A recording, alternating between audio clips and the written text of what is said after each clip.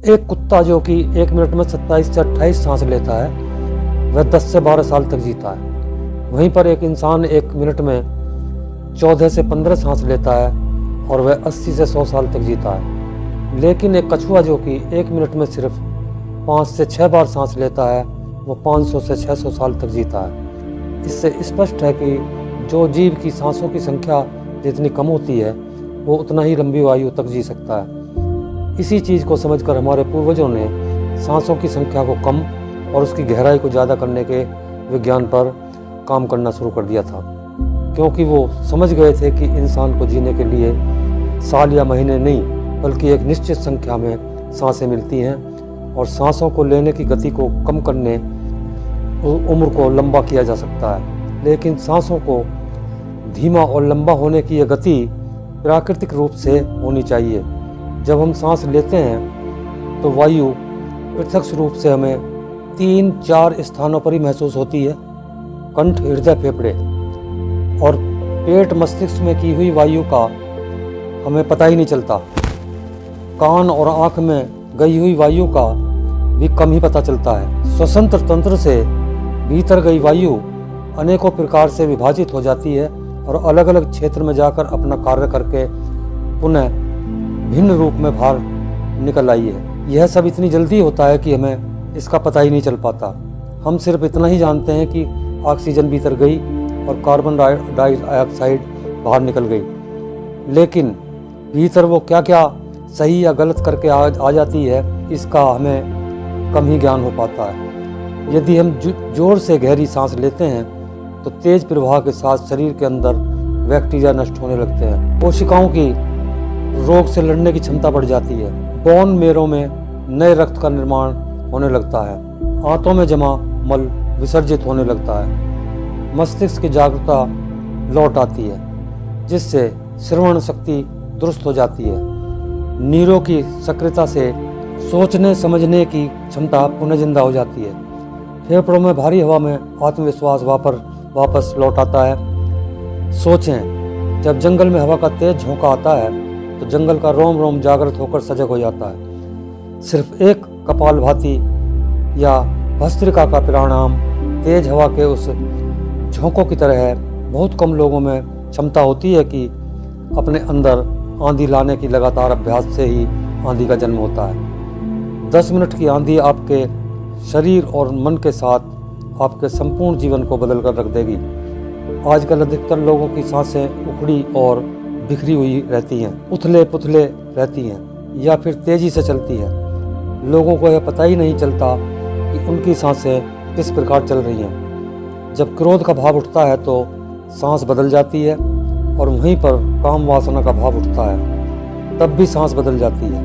हमारे प्रत्येक भाव और विचार के साथ हमारी सांसें भी बदलती रहती हैं। इसके साथ हमारे खान पान और रहन सहन से भी ये बदलती रहती हैं। असल में हमारी सांसों का हमारे मन की स्थिति और हमारी शारीरिक अवस्था से सीधा संबंध होता है। पूरा योग विज्ञान ही सांसों को सही तरीके से लेने पर टिका हुआ है। तो अगर हम सिर्फ अपनी सांसों को सही तरीके से लेना सीख जाते हैं तो हमारा जीवन जादू की तरह बदल जाएगा। आज इस प्राचीन यौगिक कहानी के माध्यम से हम सांसों को सही तरीके से लेने का तरीका और सांसों की जादुई रहस्य के बारे में विस्तार से जानेंगे। बहुत समय पहले की बात है, एक ऋषि अपने आश्रम में छात्रों को योग, ध्यान और प्राणायाम की शिक्षा दिया करते थे। ऋषि खुद भी एक योगी थे। उन्होंने अपने कई वर्ष हिमालय की गुफा में साधना करते हुए बिताए, ये जहाँ पर उन्होंने बहुत से सूक्ष्म मानवीय आयामों की गहराई से समझा था। और अब वो अपनी इसी अनुभव और ज्ञान को शिष्यों के माध्यम से जन समूह तक पहुंचाना चाहते थे। एक दिन रात्रि में भोजन के पश्चात उनके आश्रम का सबसे बुद्धिमान और होनहार छात्र उनके पास आता है और छात्र के चेहरे को देखकर गुरु समझ गए कि उसके मन में कुछ प्रश्न उठ रहे हैं। गुरु के नज़दीक पहुंचते ही छात्र ने उन्हें प्रणाम किया और कहा, गुरुदेव, मैं आपसे कुछ प्रश्न पूछना चाहता हूँ। गुरु ने मुस्कुराते हुए कहा, मुझे मालूम है, यह तो मैं तुम्हारे चेहरे को देखकर ही समझ गया था। पूछो क्या प्रश्न है। तो छात्र ने कहा कि आप अक्सर कहते हैं कि योग, ध्यान, प्राणायाम का मूल आधार हमारी सांसें हैं और अपनी सांसों पर नियंत्रण पाते ही हम अपने मन और विचारों पर नियंत्रण पा लेते हैं। तो आज मैं आपसे सांसों के रहस्य और उसकी यौगिक विज्ञान के बारे में बड़े विस्तार से जानने आया हूँ। यह सुनकर गुरु ने एक हल्की मुस्कान से कहना शुरू किया, जैसा हमारा मन होता है हमारी सांसों की गति भी वैसी होती है, या फिर जैसी हमारी सांसें होंगी वैसी हमारी मनोदशा हो जाएगी। यानी हमारी सांसों से सब कुछ जुड़ा हुआ है। जो हमारे भीतर घटता है वो भी, और जो हमारे बाहर घटता है वो भी। अपने जीवन में घटने वाली हर एक घटना हमारी सांसों से गहरा संबंध रखती है। मतलब कि अपनी सांसों की गति पर नियंत्रण करके अपने मन और विचारों पर नियंत्रण कर सकते हैं। अगर तुम किसी सच्चे योगी या साधक को ध्यान से देखो तो तुम्हें उसके चेहरे पर एक गजब का ठहराव दिखेगा। एक सच्चा योगी बुरी से बुरी परिस्थिति में भी स्थिर और शांत रह सकता है। एक योगी अपनी भावनाओं को नहीं दबाता, बल्कि वो अपनी सांसों पर नियंत्रण हासिल करता है और सांसों को नियंत्रित करता है, और सांसों को नियंत्रित करते ही वो अपने मन पर नियंत्रण पा लेता है। और जो आदमी का मन उसके नियंत्रण में हो, उसके पास उसकी सभी समस्याओं का समाधान है। गुरु ने छात्र की तरफ इशारा करते हुए कहा, तुमने कुछ योगियों के बारे में सुना होगा कि वो 150 या फिर 300 सालों तक भी जी जाते हैं। तो आखिर वो इतने लंबे समय तक खुद को जीवित कैसे रख पाते हैं? असल में इनका नियंत्रण अपनी सांसों पर होता है, और जिसे प्राण ऊर्जा भी कहते हैं। प्राण ऊर्जा हमारे चारों तरफ, इसे कितनी मात्रा में लेना है और कितना छोड़ना है यह एक योगी अच्छी तरह जानता है, और वो इस काम पर बहुत हद तक महारत हासिल कर लेता है।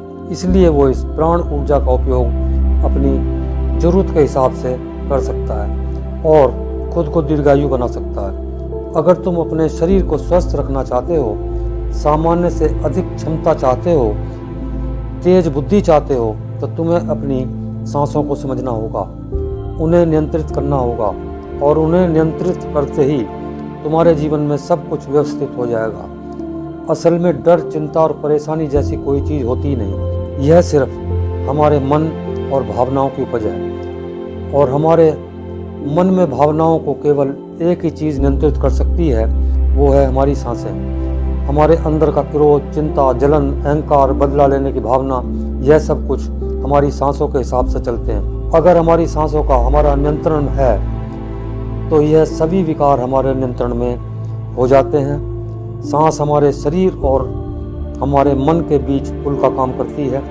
अगर हमें अपने मन तक पहुंचना है, उसके विकारों को समझकर उनको दूर करना है, तो हमें अपने सांसों के पुल पर चलना होगा। हमें अपनी सांसों के जरिए अपने मन तक पहुंचना होगा, और यही एकमात्र रास्ता है।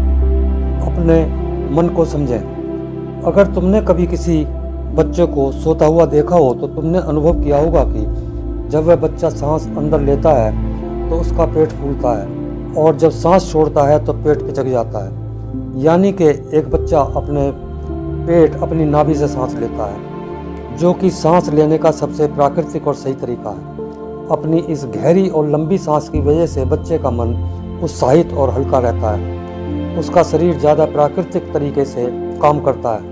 तुमने देखा होगा कि बच्चा अपने मन में किसी बात को ज़्यादा लंबे समय तक नहीं रखता, और न ही वह किसी से ज़्यादा लंबे समय तक गुस्सा हो सकता है। अगर उसे किसी गलती पर डांट दिया था, मार दिया जाए, तो कुछ समय बाद उसे भूल कर वह अपने खेल में मगन हो जाता है। बच्चा इतना सरल इसलिए हो पाता है क्योंकि उसकी सांस प्राकृतिक रूप से चलती है। यानी कि बच्चे के शरीर को विकास चाहिए। विकास के लिए ज़्यादा ऊर्जा, और ज़्यादा ऊर्जा के लिए ज़्यादा लंबी सांसें चाहिए। इसलिए प्रकृति ने उसे ज़्यादा लंबे सांसें दी हैं। हालांकि ये लंबी सांस हर मनुष्य को दी गई हैं, लेकिन इंसान ने अपने जीवन में कुछ अप्राकृतिक परिवर्तन कर अपनी सांसों को छोटा कर लिया है, या पेट के बजाय सीने से सांसों को लेना शुरू कर दिया। हम जितनी छोटी सांस लेंगे उतनी ही चिंता और बकवास से भरे रहेंगे। हमारी सांस जितनी लंबी और गहरी होगी, हम उतने ही खुश और शांत रहेंगे। गुरु ने आगे कहा कि एक आदमी 1 मिनट में 14 से 15 सांस लेता है। सांस का सीधा संबंध हमारी मन की स्थिति और हमारे शारीरिक कंपन से है।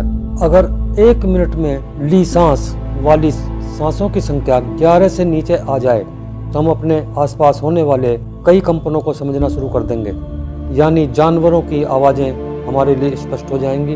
तुमने सुना होगा कि शेर और बाघ जैसे खूंखार जानवर भी कुछ योगियों के सामने आते ही पालतू बिल्ली की तरह व्यवहार करने लगते हैं। ऐसा इसलिए हो पाता है क्योंकि इन योगियों ने अपनी सांसों की संख्या को कम करके जानवरों की आवाज़ों और उनकी भावनाओं और उनके कंपनों के साथ एक संवाद स्थापित कर लिया है। अगर 1 मिनट में ले जाने वाले सांसों की संख्या 9 से कम हो जाए तो पेड़ और वनस्पति जो कार्य कर रहे हैं वो समझना हमारे लिए आसान हो जाएगा। अगर हमारी सांसें 1 मिनट में 6 से कम हो जाएं तो बेजान चीज़ें कैसे काम करती हैं यह समझना हमारे लिए आसान हो जाएगा।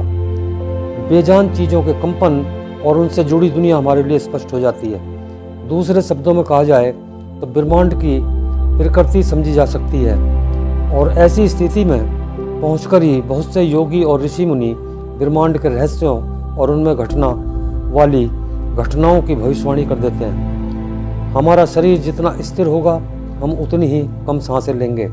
अगर हम अपने पूरे शरीर को स्थिरता के एक निश्चित स्तर पर ले जाएं और बहुत तेज सांस न लें तो हमारा बोध बढ़ता चला जाता है। दोस्तों, योग विज्ञान के अनुसार एक साधक अपनी सांसों पर नियंत्रण करके ऐसी बहुत सी चीज़ें कर सकता है जो साधारण इंसान के जीवन से परे हैं।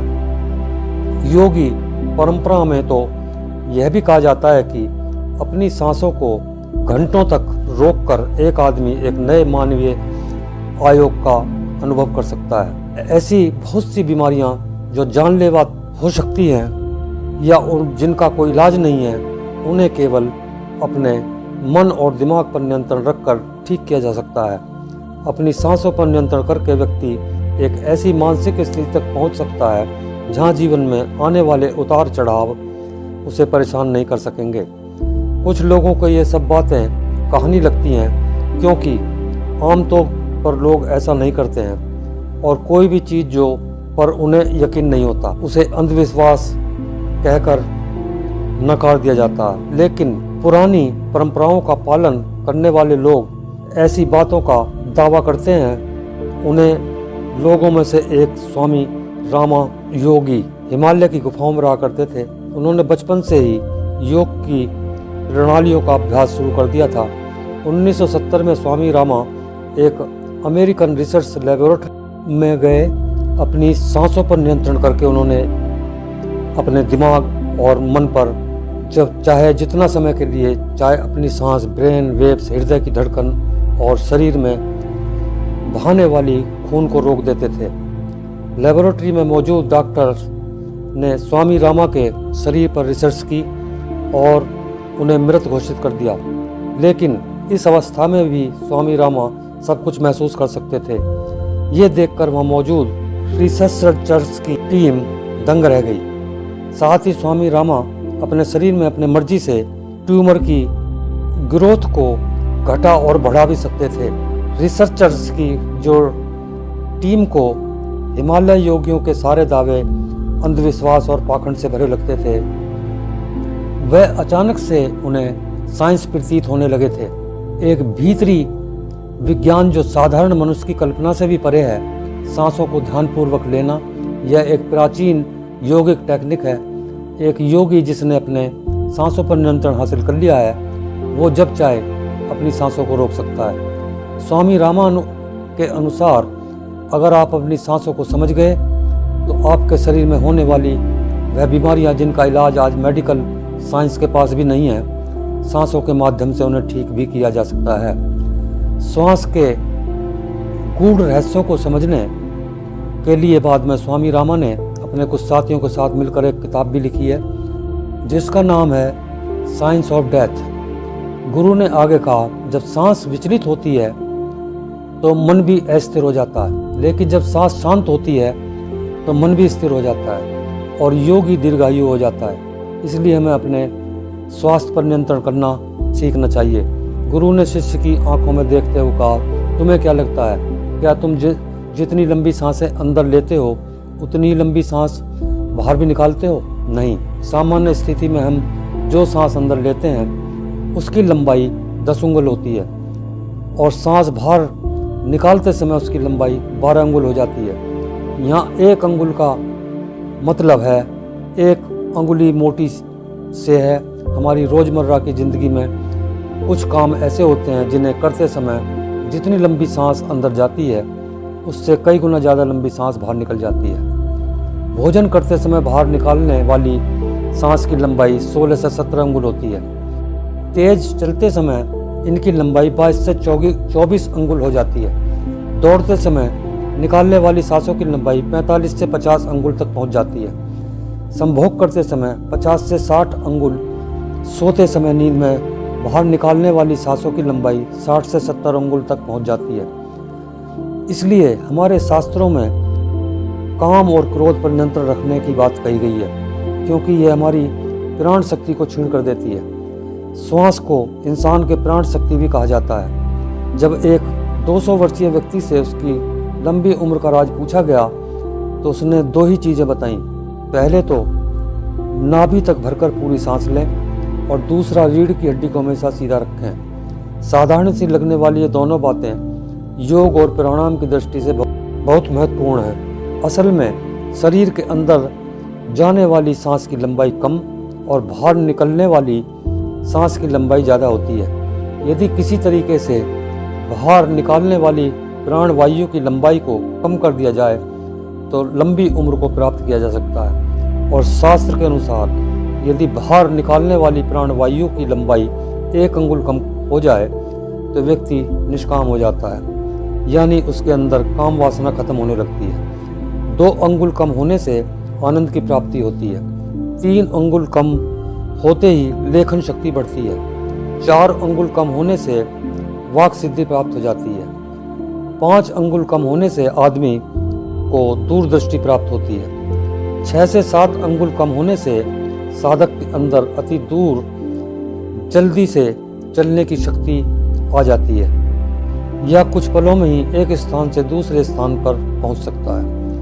8 अंगुल कम होने से साधक को 8 सिद्धियां प्राप्त हो जाती हैं। पवन पुत्र हनुमान को 8 सिद्धि नवनीत के दाता इसलिए कहा जाता है क्योंकि उन्होंने 8 सिद्धियों को प्राप्त कर रखा है।